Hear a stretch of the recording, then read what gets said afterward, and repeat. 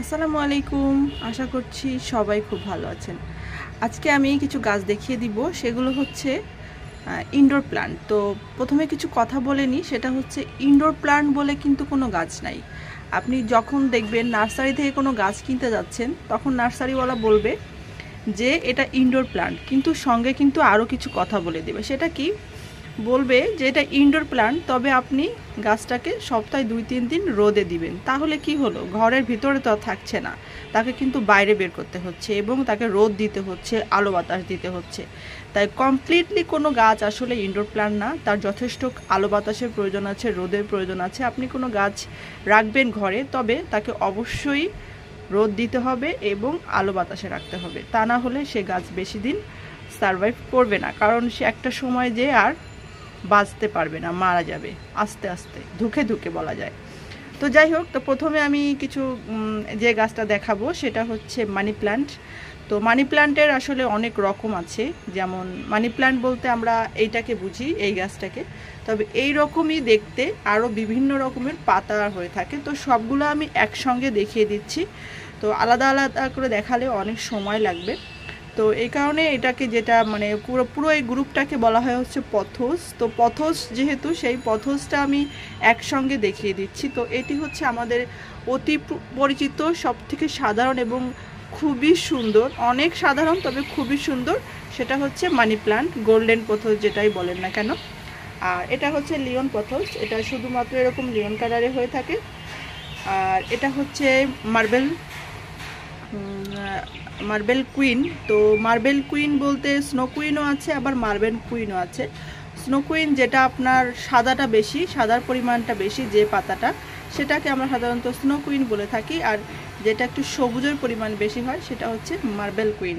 আর এটা হচ্ছে enjoy pothos, আমার খুবই পছন্দের গাছ। প্রত্যেকটা গাছই আমার পছন্দ, কোনটা রেখে কোনটা বলবো। তো যাই হোক, এটা হচ্ছে এনজয় পথস, খুবই সুন্দর একটি গাছ। আর এটা হচ্ছে মঞ্জুলা, দেখুন কত সুন্দর। এরকম আরও অনেক আছে, অনেক রকমের গাছ আছে।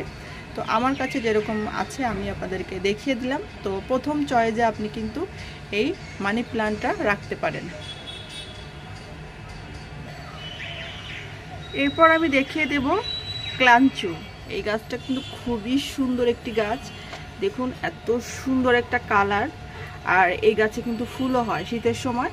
আমার এই গাছটাতে লাল লাল ফুল হয়েছিল, আর এটাতে অনেক রকম কালারের ফুল হয়, গোলাপি ফুল হয়, হলুদ ফুল হয়, অনেক সুন্দর লাগে। তো দেখুন, এমন একটি গাছ যদি আপনার ঘরে রাখেন তাহলে কিন্তু খুবই সুন্দর লাগবে। দেখুন এখানে আমার ছোট্ট একটি চারাও আছে, এই যে এটা যদি একটা টেবিলে পরে রাখেন, তবে এখানে একটি সেই একই কথা বলবো, অবশ্যই কিন্তু গাছটাকে আপনাকে রোদে দিতে হবে। 2-3 দিন সপ্তাহে রোদ দিলেই যথেষ্ট, তাহলে কিন্তু এরকম সুন্দর একটা কালার আসবে। তো এটা আপনি আপনার চয়েসে রাখতে পারেন। তারপর হচ্ছে এই যে এই সুন্দর গাছটা, এটা হচ্ছে ড্রেসিনা। এই গাছটাও কিন্তু খুবই সুন্দর, অনেক সুন্দর একটা কালার। তো এই কালারটা ধরে রাখতে হলেও কিন্তু আপনাকে গাছটাকে অবশ্যই একটু রোদে দিতে হবে, তবে উজ্জ্বল আলো বাতাসে রাখলেও খুবই ভালো হবে। তো এটাও কিন্তু খুব ভালো একটা ইনডোর প্ল্যান্ট, তবে কথা একটাই, অবশ্যই গাছকে আলো বাতাসপূর্ণ স্থানে রাখতে হবে। এবার হচ্ছে আরও সুন্দর একটি গাছ, এটা হচ্ছে লাকি ব্যাম্বু। এই গাছটা আমাদের সবার খুবই প্রিয়, এবং এই গাছটা কিন্তু আপনি পানিতেও রাখতে পারবেন আর মাটিতেও রাখতে পারবেন। এটা আমার পানিতে রাখা, দেখুন কি পরিমাণে শিকড় হয়ে আছে ভিতরে। তো আমার মাটিতেও আছে এই গাছটা। এই গাছটাও কিন্তু খুবই সুন্দর একটি গাছ, এবং এটা ইনডোর প্ল্যান্ট। এটা আপনি অতিরিক্ত রোদে রাখলে কিন্তু অনেক সময় এরকম পাতাগুলো পুড়ে পুড়ে যায়, তো এটা একটু খেয়াল রাখতে পারেন। তো এটা খুবই ভালো একটা ইনডোর প্ল্যান্ট, লাকি ব্যাম্বু। আর এই একটা, এটা কিন্তু অনেক সুন্দর একটি গাছ, এবং এটা হচ্ছে পিস লিলি। এটা কিন্তু মানে একদমই আপনার ইনডোর, তবে উজ্জ্বল আলো বাতাস লাগবে অবশ্যই। রোদ পেলে কিন্তু গাছের পাতাগুলো অনেক সময় পুড়ে যায়, এবং এতে সুন্দর সুন্দর কিন্তু লাল সাদা সাদা ফুল হয়। আমার এটাতে সাদা ফুল হয়, আমি দেখেছি, অনেক সুন্দর ফুল গাছটা। তবে পাতাগুলো কিন্তু খুবই সুন্দর, এর পাতা যখন আরও ঘন হবে তখন দেখতে আরও সুন্দর লাগবে। তো এই গাছটাও কিন্তু খুবই ভালো একটা ইনডোর প্ল্যান্ট। তারপর হচ্ছে স্পাইডার প্ল্যান্ট। স্পাইডার গাছটা কিন্তু খুবই সুন্দর, এই গাছটাও কিন্তু খুব ভালো একটা ইনডোর প্ল্যান্ট। আপনি চাইলে কিন্তু এই গাছটাও আপনার কালেকশনে রাখতে পারেন। দেখুন এখানে আমি কিছু পানিতে রেখেছি, কিভাবে শিকড় আসছে, এবং সেটাকে আমি মুখ বন্ধ রেখেছি, যেহেতু এখন ডেঙ্গুর সময়, ডেঙ্গু হতে পারে, আর ঘন ঘন পানি পরিবর্তনে কোনো ঝামেলা নাই, এই জন্য আমি এটাকে পানিতে রেখেছি এবং মুখটা বন্ধ রেখেছি। দেখুন এটাও কিন্তু খুব ভালো একটা ইনডোর প্ল্যান্ট, তো এটাও আপনার কালেকশনে রাখতে পারেন এবং খুবই সহজ একটি গাছ। এবার হচ্ছে অ্যারালিয়া। এই গাছটা দেখুন এত সুন্দর, এত সুন্দর, কি বলবো।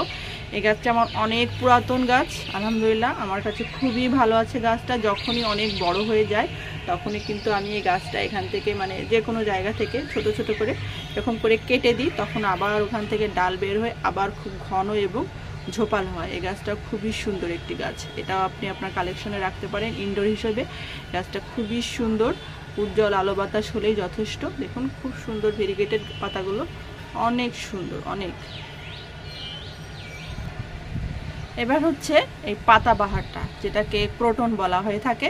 এই গাছের কিন্তু অনেক রকমের ধরন হয়ে থাকে, খুবই সুন্দর পাতাগুলো, এবং অনেক রকমের ধরন বলতে বিভিন্ন পাতায় বিভিন্ন রকমের কালার হয়ে থাকে। তো আমার কাছে একটি গাছ আছে, এটা কিন্তু খুবই সুন্দর একটি ইনডোর প্ল্যান্ট। এটার আলো বাতাসে রাখলেই যথেষ্ট, যদি ঘরে রাখতে চান তাও রাখতে পারেন, তবে 2-3 দিন রোদে দিতে হবে, কিংবা আলো আসে এমন জায়গায় রাখলে আর খুব একটা সমস্যা হবে না।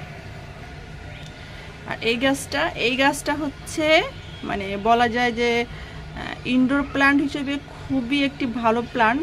এই গাছটা আপনি ঘরের ভিতরে রাখতে পারেন এবং এই গাছগুলো কিন্তু অন্ধকারেও থাকে, তবে যেমন আলো বাতাসে রাখলে যেমন গ্রোথটা আসে, অন্ধকারে রাখলে ওরকম আসে না। তবে এই গাছটা কিন্তু আপনি ফুললি একদম ইনডোর রাখতে পারেন, মাঝে মাঝে যদি 1-2 দিন একটু রোদে কিংবা আলোতে রাখেন তাহলেই যথেষ্ট। এটা খুব ভালো একটা ইনডোর প্ল্যান্ট।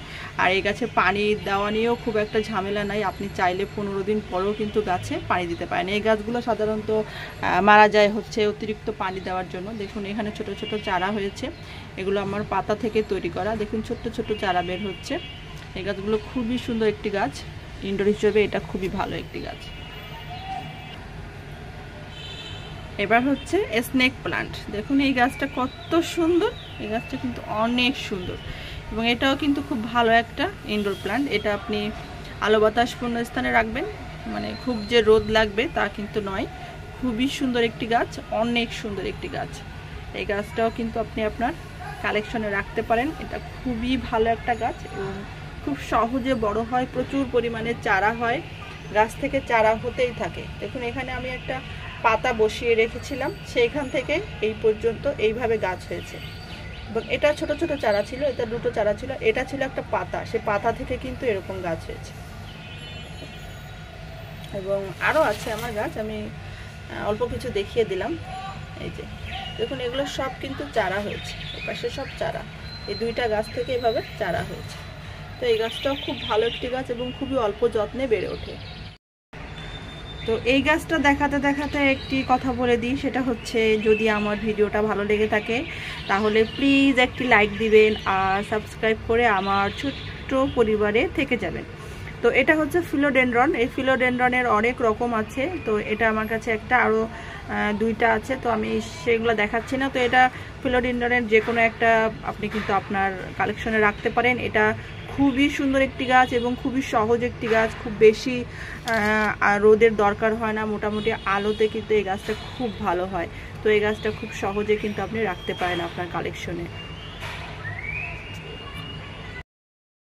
এবার লাস্টে দেখিয়ে দিচ্ছি এগ্লোনিমা। এই এগ্লোনিমা গাছটা মানে ইনডোর প্লান্ট হিসেবে খুবই ভালো একটি প্লান্ট, তবে অনেক আলোর প্রয়োজন হয় এই গাছে। খুব আলো বাতাসপূর্ণ স্থানে রাখলে এই গাছটা আপনাকে শুধুমাত্র পাতা দিয়েই যাবে, কারণ এই গাছে পাতার সৌন্দর্যটাই বেশি। দেখুন এভাবে চারা হবে এবং প্রচুর পরিমাণে পাতা হবে। আমার যে অন্যান্য যে গাছগুলো আছে সেটাও আমি একটু দেখিয়ে দিচ্ছি। দেখুন এখান থেকে আমার 2টা ডাল বের হচ্ছে, আমি দেখতে পাচ্ছি, এটা দেখলাম।